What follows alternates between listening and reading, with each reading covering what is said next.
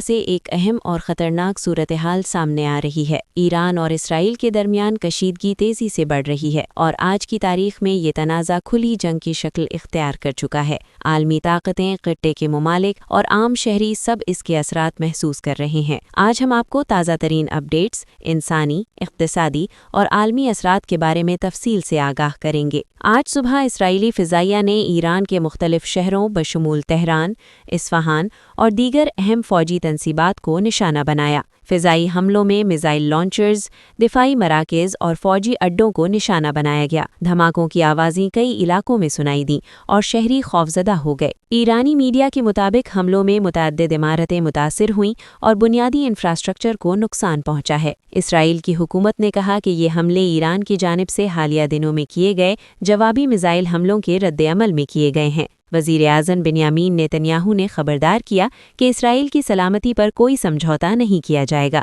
اور ضرورت پڑنے پر مزید سخت اقدامات کیے جائیں گے۔ دوسری جانب ایران نے بھی رد عمل میں اسرائیل کے خلاف شدید میزائل اور ڈرون حملے کیے ہیں۔ ایران کے فوجی حکام کا کہنا ہے کہ یہ کارروائیاں اسرائیل کے حملوں کے جواب میں کی گئی ہیں اور شہریوں اور دفاعی تنصیبات کی حفاظت کے لیے کی جا رہی ہیں۔ متعدد حملے اسرائیلی شہری علاقوں کے قریب بھی ہوئے، جس سے بعض مقامات پر جانی اور مالی نقصان کی اطلاعات موصول ہوئی ہیں۔ ایران میں مناب شہر میں ایک اسکول پر اسرائیل اور امریکہ کی مشترکہ کارروائی کے نتیجے میں شدید نقصان ہوا۔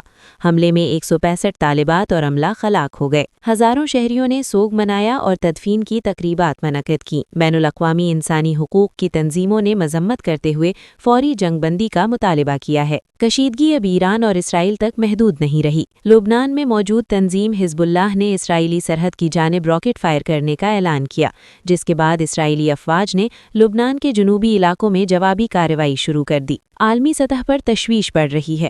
امریکہ نے اسرائیل کی حمایت کا اعادہ کیا ہے، جبکہ چین اور دیگر ممالک نے فوری جنگ بندی اور مذاکرات کے ذریعے مسئلے کے حل پر زور دیا ہے۔ اقوام متحدہ کے سیکریٹری جنرل نے کہا ہے کہ فوری جنگ بندی کی جائے اور انسانی جانوں کے تحفظ کے لیے فوری اقدامات کیے جائیں۔ معاشی اثرات بھی واضح ہیں۔ تیل کی عالمی قیمتیں بڑھ رہی ہیں، زر مبادلہ کے ریٹ میں اتار چڑھاؤ دیکھنے میں آ رہا ہے اور عالمی مارکیٹ میں غیر یقینی صورتحال پھیلی ہوئی ہے۔ بین الاقوامی کاروباری حلقے، سرمایہ کار اور خطے کے ممالک اس کشیدگی کے اثرات محسوس کر رہے ہیں۔ ماہرین کا کہنا ہے کہ اگلے چند دن انتہائی اہم ہوں گے۔